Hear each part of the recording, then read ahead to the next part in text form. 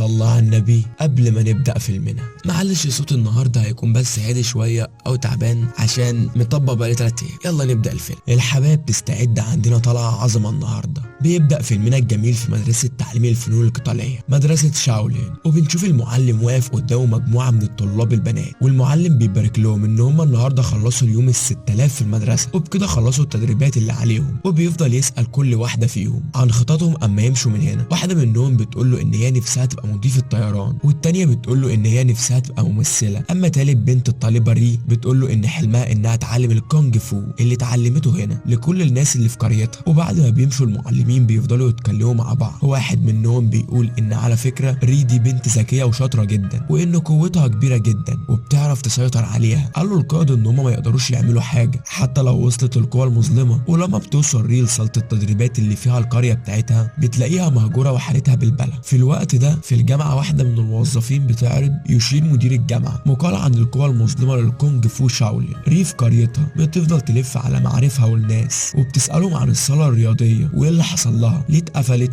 وبقت مهجورة بالشكل ده، بس مش بتلاقي جواب لأن محدش بيكون عارف سبب قفلها. بتتمشى ري في قريتها وبتقرر تدخل لمطعم تاكل أي حاجة. مجرد ما بتدخل بتلاقي طبق رز طاير منهم في الهواء وهيقع وهيخرب الدنيا، بس ري بتطير وبتمسكه بسهولة بفضل التدريبات اللي اتعلمتها في الكونج فو. وشوية وبنشوف طبق شوربة طاير في الهواء. في ايه يا جماعة؟ مش كده. بتقدر ري بشبكة الهوكي بسرعة وتلحق الطبق ده كمان. بنعرف في الآخر إن الطباخ ده كان معلم كونج فو، ورو تعرفه وكانت بتتدرب معاه. بيسلموا على بعض بتحيات الكونج فو. وقعت قلبنا البنت، هي يعني كل الفرهده دي تحيه بس؟ ماشي يا سيدي، ما تسلموش على بعض تاني. وري بتساله ايه اللي حصل لصاله التدريبات، وهو بيقول لها معرفش وانها اتدمرت. وبسرعه بيغلوش على الموضوع ويتهرب من الاجابه ويقول لها بس انت شكلك جعانه اكيد، هروح اجيب لك طبق عامله بايدي تاكلي صوابعك وراه. ري بتسيب المطعم وبتجري على صاله التدريبات وبتفضل تحاول توضب وترتب فيها وتروق اي حاجه تقدر عليها. وبتنام روي على نفسها من التعب. وتاني يوم الصبح بتصحى رو على صاحبتها منمني وجايبه لها اكل. وريو بتقول لها ان حلم حياتي انشر الكونج فو زي ما جدي كان نفسه في كده. وصاحبتها بتقول لها ان بحاول اتعلم الكونج فو بجانب الهوكي. ري بتسالها يعني ايه هوكي؟ من بتقول لها انت ما تعرفيش يعني ايه الهوكي؟ لا ده انت كده لازم تيجي تتدربي معايا بقى. وبتاخدها للجامعه وبتعمل لها كارنيه عشان تقدر تدخل وتتدرب معاها هوكي. وبيدخلوا يتدربوا. واما روي بتشوف البنات في الملعب بتعرض عليهم تعلمهم الكونج فو شاولين، وبيفضلوا يضحكوا ويقولوا لها كونج فو شاولين ايه ده، انت شكلك على الله حكايتك خالص. رو بتاخد مضرب الكرة وبتضرب الكرة ضربة قوية جدا لدرجة ان من قوة الضربة بتتكسر نافورة في المدرسة. رئيسة فريق الهوكي مش بيعجبها اللي حصل ده وبتقول لها ان ده مش صح وانك لازم تعرفي تتحكمي في الكرة بتاعتك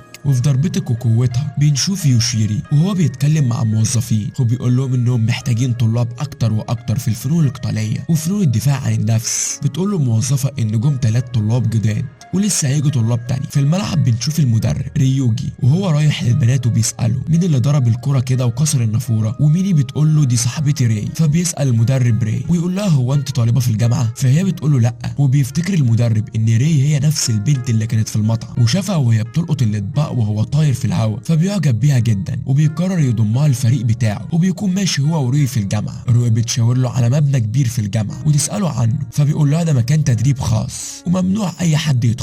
بترجع من المطعم وبتقول للمعلم ان ري بقت بتتدرب هوكي معاها في الجامعة وانها هتلعب في فريقها. فهو بيقول لها بس هي مش هتقدر تلعب عشان هي مش طالبة في الجامعة. فبتقول له انها قدمت طلب عشان تنضم الجامعة. تاني يوم البنات بتكون بتتدرب في الملعب وبيجي المعلم هيودا، اسمه غريب شوية، شكل الست الوالدة كانت بتتوحم على بنت اسمها هويدا. المهم وبيعرف نفسه وبيقول لهم ان المدرب الجديد بتاعهم في الفريق. بتروح ري صالة التدريبات وبتلاقي بدلة الكونج فو بتاعت جدها وبتتأثر ري بيها جدا وبتفضل تبص لها. وبتدخل عليها صاحبتها مني وبتقول لها عاوزاكي تعلميني كونج فو شاولين بس في السر كده من غير ما المعلم يعرف. بتوافق ري وبتبدأ تدرب صاحبتها. أول تدريب بتعلمه تدريب الثبات، وبيكون ان هي تقف وهي تانية ركبتها شوية وفوق راسها طبق، ولازم تقف ثابته اطول وقت ممكن وتحافظ ان الطبق ما يقعش. طبعا مش بتعرف في الاول وبيكون الطبق هيقع منها وريو بتخطفه بسرعه. تاني تدريب انها تتعلم يبقى قبضتها قويه وده عن طريق تراجع دراعها لورا على قد ما تقدر وتضرب. تالت تدريب تقف على ايدها ورجليها تكون ثابته لفوق. هو يا مفاصيلي التدريبات دي لا انا لا سني ولا لياقتي تستحمل لي باللي بشوفه ده. المهم يا صديقي بتفضل تمرنها على القطاع وازاي تتحرك بسرعه، واخر حاجه بتعملها ازاي تركز وتخلي كل قوتها تبقى في ايديها، وبتقول لها رغم انه بيبين لك سهل التدريبات ده لكنه من اصعب التدريبات واهمهم. بنرجع للجامعه وهناك الموظف بيشوف طالب التحاق رايب للجامعه، وبيروح يقول لشويري ان في بنت كانت طالبه في مدرسه كونج فو شاولين ومقدمه طلب الالتحاق للجامعه وانها بتتدرب هوكي هنا. في الملعب بيكون المدرب هيودي بيدرب البنات على الهوكي، وهما بيتدربوا على الجري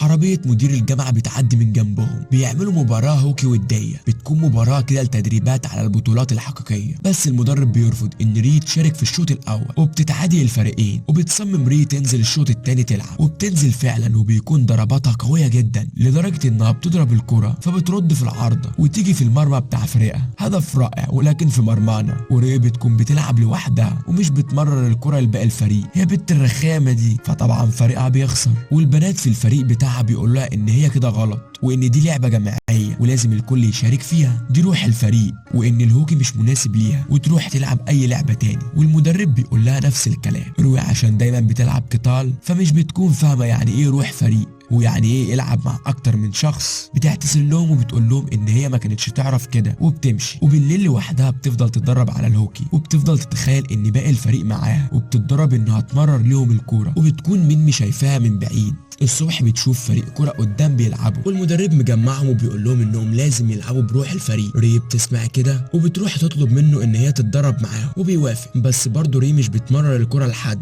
وبيشوفوها بنات فريق الهوكي وبيقولوا دي مفيش منها فايدة، في اي لعبة هتفضل انانية. بالليل بتفضل ري تدرب صاحبتها على الكونج فو شاولين، والصبح بتروح الملعب وتلعب كرة قدم وتمرر الكرة لباقي الفريق. وفريق الهوكي بيشوفها وبيحس ان هو خلاص في تغير، وبتروح تدرب ميمي وبينضم ليهم بنات من فريق الهوكي. وبتكون ري مبسوطة جدا ان حلمها بنشر الكونج فو ابتدى يتحقق، والبنات بيطلبوا انها ترجع تتدرب معاهم هوكي من تاني، وبيطلبوا من المدرب بتاعهم انه يرجعها تاني لان هي اتغيرت فعلا. والمدرب بيوافق وبترجع روي للفريق، والفرقة بتكون اقوى وبيكسبوا في اي مباراة يدخلوها لان روي بتساعدهم بجد وتعلمت تلعب بروح الفريق. وبنات الفريق بيساعدوا روي في تنظيف صالة التدريبات المهجورة وبيتدربوا فيها، وبيروحوا وقت الغداء للمطعم وبيكون كل بنات الفريق هناك. وبتلاحظ روي غياب المدرب بتاعهم وبتسأل عنه، بيقول لها ان حد النهر وبتروح له هناك. وبيسألها المدرب يا ترى تعرفي ايه السبب اللي خلى جدك يبعتك تتدربي في مدرسة شاولين في الصين؟ بتقول له عشان هو بيكون بيحب الكونج فو قوي وبيحب ينشره وعاوزني ابقى خليفة وابقى زيه. المدرب بيقول لها انه بعتك الصين بسبب القوة الكبيرة اللي عندك،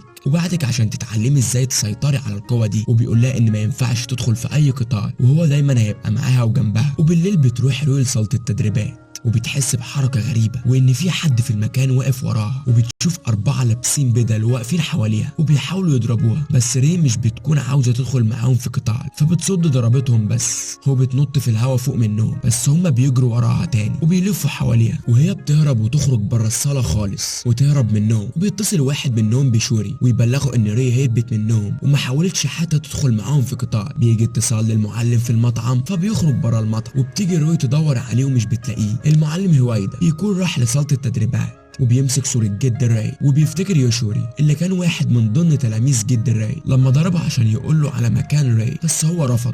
في نفس الوقت بيدخل عليه الصالة يوشوري بيضربه، كنت افتكرت ربع جنيه، وبيضربوا يوشوري بالرجل، بس المعلم بيسد ضرباتهم ومش بيحاول يتقاتل معاه. وبيقول يوشوري انت مش بتضرب ليه، خايف ولا ايه؟ وبيضربه جامد وبيوقعه على الارض. وبيسأل المعلم انت ليه عاوز تطلق قوة راي؟ بيقول له عشان هو ليه فترة طويلة مستني يقاتل مع حد قوي زيها. وبيفضل يضرب المعلم مرة في بطنه ومرة بركبته ومرة في وشه، وبيسففه تراب الصالة. والمعلم مش بيرد كل الضربات دي، ده بيسجد في الارض وبيقول له يسيب ري في حالها. بيدوس يشير برجليه على ظهر المعلم، والمعلم بيقول له ان الكونج فو مش وسيله للقتال. يشير بيضربه برجله في وشه وبيطيره بره المكان، وبيتصل يشير برجالته وبيأمرهم يدمروا اي حد ليه علاقه بري. وبتروح ري صالة التدريبات وبتلاقي المعلم مرمي في الارض، وبتروح تساعده يقف على رجليه، وفجأة بيلاقي الصالة ولعت وبتاخد ري المعلم وبيجروا وبيهربوا من المكان. بنروح للمطعم واللي بيهجم رجاله مقنعه وتخطف مني، وبيفتحوا الغاز في المطعم ويمشوا. فو اللي معاه في المطعم بياخدوا بالهم من ريحه الغاز، بيجروا بسرعه قبل ما المطعم يفنجر. وبترجع ري للصاله وهي مولعه وبتاخد بدله المعلم وبتطلع جري، والمعلم بيقول لها ما تتقتليش علشان الجانب المظلم هيكون في انتظارها. فو اللي معاه بيوصلوا على اخر نفس، وبيروحوا يقولوا للمعلم ان المقنعين من نادي القتال حرقوا المكان وخطفوا مني. ري بتقول للمعلم انها لازم تقاتل عشان ترجع مني، وانها هتعرف تتحكم في قوتها وما تشدش للجانب المظلم. وبتلبس ري بدلة المعلم وبتروح الجامعة، وبيكون في مقاتلين كتير هناك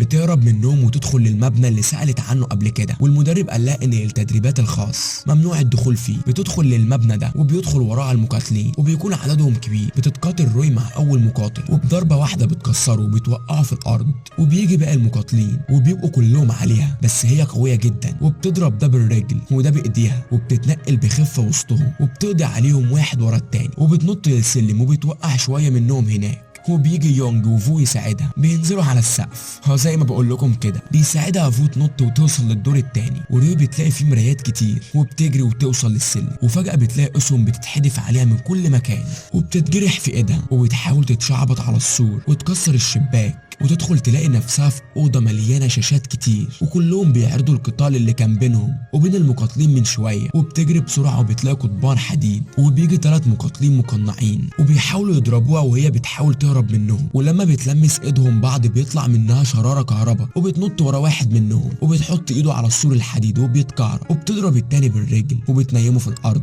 والتالت بتكسر القناع اللي على وشه بإيدها وبيموت. وبتتفتح القضبان وبتعدي الراي وبتوصل لأوضة فيها 3 مقاتلين. اول واحد بيضربها برجليه ضربه قويه جدا، بس هي بتتجنب ضربته، والاتنين التانيين بيضربوها برجليهم في بطنها فبتطير في الهواء وتكسر حيط الخشب بتاع الاوضه. بس ري بتقوم وبترجع لهم وهي معاهم جردل وفطين وعصايه. ايه يا ري يا حبيبتي ده وقت تنظيف؟ وبتحط الجردل على العصايه وبتضربه قوي، بتلبس الجردل في وش واحد منهم وكل فوطه بتروح لواحد من الباقيين، وبتروح تضربهم بالرجل وبالبوكس وهم متغميين ومش شايفين اي حاجه وبيحاولوا يضربوها، فبيضربوا بعض وبيقوموا عشان يضربوها. بس بيدخل عليهم ريوجي وبيقول لهم كفايه لحد كده، وبيقول لها ان هو اللي فتح الغاز وولع في المطعم، وبيدخلوا في قتال سوا وبيفضل يطير في الهواء ويديها في بطنها وهي تطير وتضربه بالرجل. معانا خفافيش هنا وبتقع ري في الارض وهو بيكون مديها ظهره، فبتكون واقفه وبتركز وبتجمع قوتها، فبتتشكل حواليها طاقه نور، واول ما بيجي علشان يضربها بتطير ري في الهواء وجسمها طاير لفوق، وفجاه بتظهر فوق وهي ماسكه دماغه بايديها وجسمها طاير في الهواء، وبتضربه ضربه قويه جدا في بطنه، فبيطير وبيكسر الحيطه الخشبيه وبيقع من البرج وبينزل لتحت خالص وبيكسر الازاز اللي في اول دور، وبينزل على فولين اللي بيلقفوه فوق ايديهم. اتكتب لك عمر جديد يا ابن المحظوظه. وري بتاخد الاسانسير وبتطلع للدور الاخير وبتدخل لاوضه هناك، وبتلاقي ميمي صاحبتها نايمه على كنبه وبتفضل تنادي عليها، وبيكون يشوري مستنيها في الاوضه وبيقول لها اتاخرتي قوي يا مزمزيل. تحس هو بيقول لها يا مزمزيل بيطلب ايديها من هيما، وبيضربها ضربه قويه بايده وبتقع على الارض من قوتها، وبتقوم ري وتديله برجليها وبيفضلوا يتقاتلوا، وبيمسك رجليها وبيضربها ضربه قويه في بطنها، وبيكون وراها حمام سباحه فبتقع فيه، فبتطلع وبتقف على الميه وبيروح لها يشوري ويقف هو كمان على الميه. هو محدش احسن من التاني بقى، وبيتكلم مع ري بنبره صوت مختلفه وبيقول لها تدخل للعالم المظلم معاه، وبيحاول يكلمها ويقنعها تيجي معاهم للجانب التاني، بس هي مش بتقتنع وبتحاول تهرب، فبيعمل حاجز بالميه وري بتعرف تتخطاه وبتضربه ضربه فبيقع في الميه، وبيفضل يقول لها ان هوريها جمال الجانب المظلم وان مش زي ما هي متخيله، وبيحاول يسيطر عليها بطاقه الظلام بتاعته. بس ري بتخرج من الميه وبتلتف حواليها حلقه من طاقه النور وبتطير جدا، وبيطير وراها يشوري وبيكون حواليها طاقه مظلمه وبيكسروا ازاز السقف وبيطيروا لفوق في السماء، وبتكون ري طايره لفوق مسافه اعلى من يشوري، وبيطير ناحيتها يشوري عشان يضربها، فهي بتحضنه وبتقعد تفكره بذكريات طفولتها الجميله، وبتحاول ترجعه من الجانب المظلم اللي مسيطر عليه وتخرجه من الجانب المظلم، وبكده يبقى طاقه الخير انتصرت على طاقه الشر، وقدرت ري تتحكم في نفسها وفي طاقتها وما تتجرش للجانب المظلم زي ما كان جدها بعتها تتدرب هناك عشان كده. وبعدها بيتملي حمام السباحه بالميه بدرجه كبيره جدا لدرجه انه بيتكسر وبيتهدم، وبتقع الميه على الدور اللي موجود فيه المقاتلين لتحت خالص، وبتنزل ري وشوري من السما لتحت من تاني، وشوري بيتخيل انه رجع طفل من تاني، وبيطلب من ري اللي بتكون طفله بيطلب منها تعلمه الكونج فو، وبعدها بيرجع يشوري لطبيعته البشريه الجميله من تاني، وبترجع ري تلعب في فريق الهوكي مع من صاحبتها اللي بتكون انقذتها من ايد يشوري، وبتكون البنات في الفريق مبسوطين برجوع ري ليهم من تاني. وبكده يبقى خلص فيلمنا. لو عجبك الفيلم ما تنساش تشترك وتفعل زر